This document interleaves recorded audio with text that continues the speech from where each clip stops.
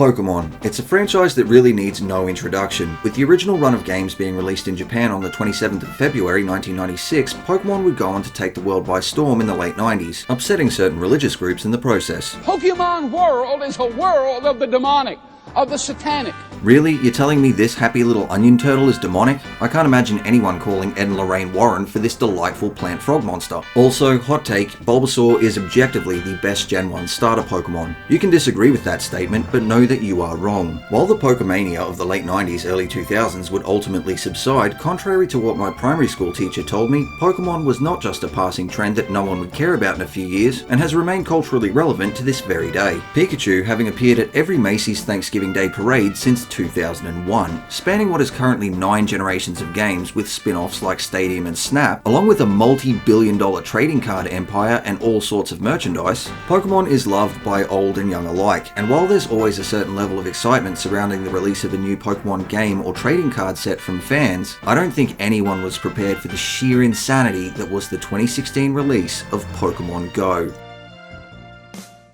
Developed by Niantic as an augmented reality game, Pokemon Go allowed players to experience Pokemon like never before, seemingly in the real world. Using your phone's camera and location, when a Pokemon appears on your map, you can travel to its location and try to catch it before it disappears. Admittedly, explaining how Pokemon Go works feels rather unnecessary, as while the release of Pokemon Go was staggered, its rollout beginning in early July with Australia, New Zealand and the US being the first to receive it, Pokemon Go was an overnight success, according to reports reaching more than 10 million downloads just 7 days after its launch. In September of 2016, 2 months after its initial release, Niantic and the Pokemon Company announced that globally, Pokemon Go had been downloaded more than 500 million times. It would be somewhat difficult to find someone who hasn't played it or at the very least heard of it. Some like to make the joke that the release of Pokemon Go was the closest we've come to achieving world peace. However, riddle me this. What happens when you have crowds of people all congregating in public playing the same game, and a game mechanic that is essentially designed around people's fear of missing out?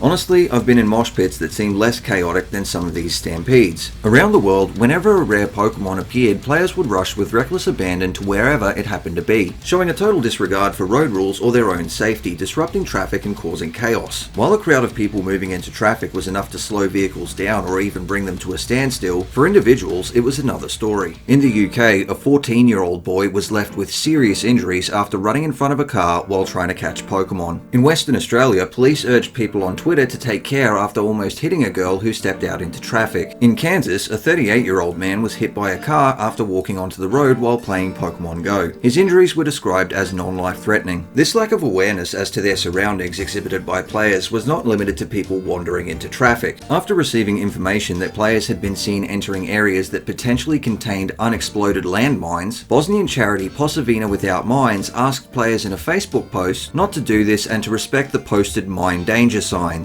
In California, 2 men playing Pokemon Go were taken to hospital with moderate injuries after falling off a cliff. 2 teenagers, who I will simply call Hansel and Gretel, followed a Pokemon-shaped trail of breadcrumbs across the Canadian-US border. Illegally crossing from Alberta into Montana, they were detained by US Border Patrol. I'm beginning to think maybe this guy was right. Your children need to know there's a devil and he hates them and he wants to ruin their life.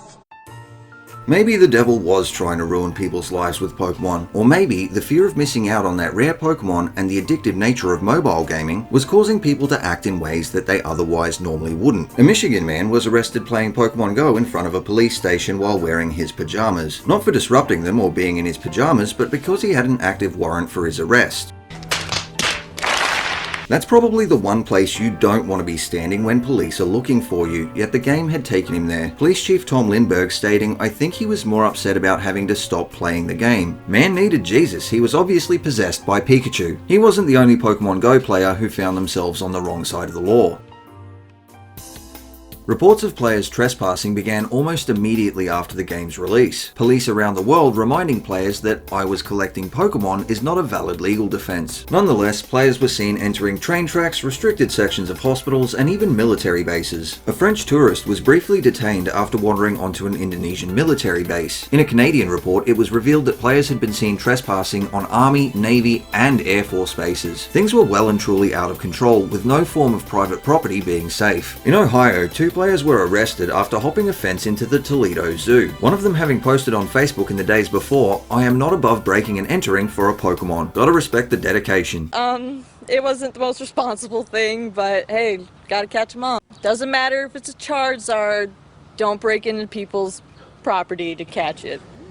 That's probably good advice. Players were even seen trespassing in cemeteries. There are a lot of reports on this indicating that players had been disrupting funerals, inadvertently been causing damage to headstones, and otherwise just making a nuisance of themselves. Many cemeteries chose to ban people from playing the game on their grounds. I have no idea how effective this was, but I would imagine not very. Niantic's decision to make cemeteries and memorials, Pokestops and gyms drew heavy criticism. In Washington DC at the Holocaust Museum, it was reported that players had to be told to stop chasing Pidgeys between the museum's exhibits. Niantic would later remove Pokestops and gyms from memorial sites at the request of their curators. While players trespassing was certainly an issue, it wasn't as serious as people playing the game while driving. Auburn, New York, a 28-year-old man ran off the road and crashed into a tree, suffering minor injuries, including a broken ankle, admitting to police he had been playing Pokemon Go while driving. A 19-year-old in Melbourne crashed his car through a fence and into a school building. In Baltimore, a man drove into a parked police car while playing the game, the footage being captured on police body cam. No one was injured.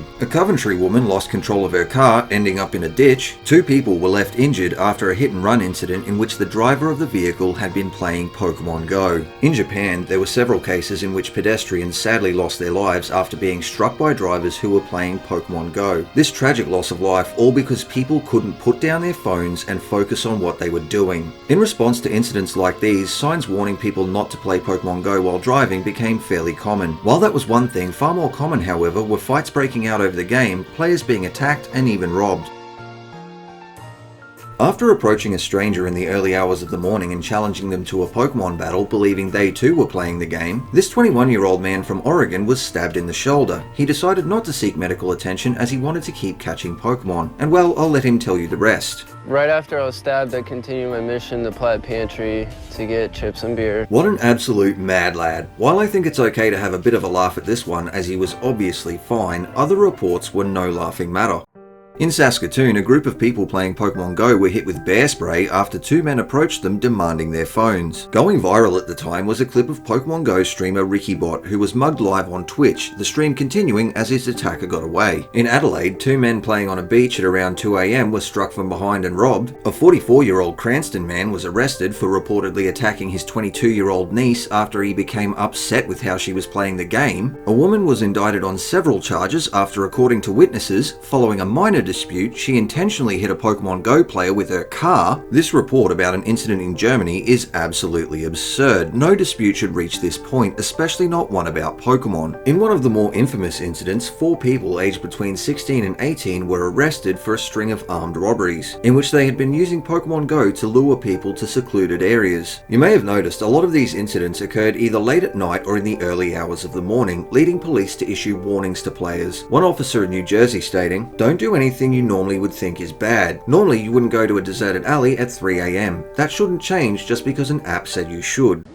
That's probably good advice. I'm not going to go in depth on this, but there were incidents in which people sadly lost their lives. I'll leave some links to sources in the description, but the existence of the Pokemon Go death tracker is truly a sad indictment of just how bad things got. World peace, Pokemon Go was not. While I haven't covered every incident related to the game, everything I have talked about happened in 2016, a vast majority of it within the first 3 months of Pokemon Go's release. I think it's fair to say that it was absolute chaos, and while I've largely focused on the negative, there were the more mildly amusing and slightly goofy things. A Taiwanese man gained media attention for playing Pokemon Go on 64 phones while riding his bicycle. I'm sure Professor Oak would have something to say about that. According to this report from the Netherlands, at a spot popular with Pokemon Go players, a lack of adequate bathroom facilities led to, well, the inevitable really. One witness claiming they had seen people relieving themselves in alleyways, on the sides of apartment buildings, and in car parks. Some religious groups embraced Pokemon Go players, seeing it as an opportunity to share their beliefs beliefs. Others proving that the satanic panic never really died out, yeah, not so much. I think Pokemon Go's meteoric rise in popularity came down to a few factors. It was a free-to-play game that was easily accessible, it was nostalgic and yet offered players a new way to experience Pokemon, with the game itself being simple to understand and slightly addictive. While Niantic had added warnings into Pokemon Go reminding players to be aware of their surroundings, not to trespass and to not play while driving almost as soon as these incidents started being reported on, the decline in incidents occurring was ultimately tied to the decline in Pokemon Go's popularity. While it still has an active player base of loyal fans, it's far from its peak of more than 230 million active monthly users in 2016. In the 90s, Pokemon seemingly caught lightning in a bottle, and while it stayed relevant, being a part of many people's childhoods and adult lives for decades, in 2016 they essentially did it again, with what felt like the whole world trying to catch 'em all.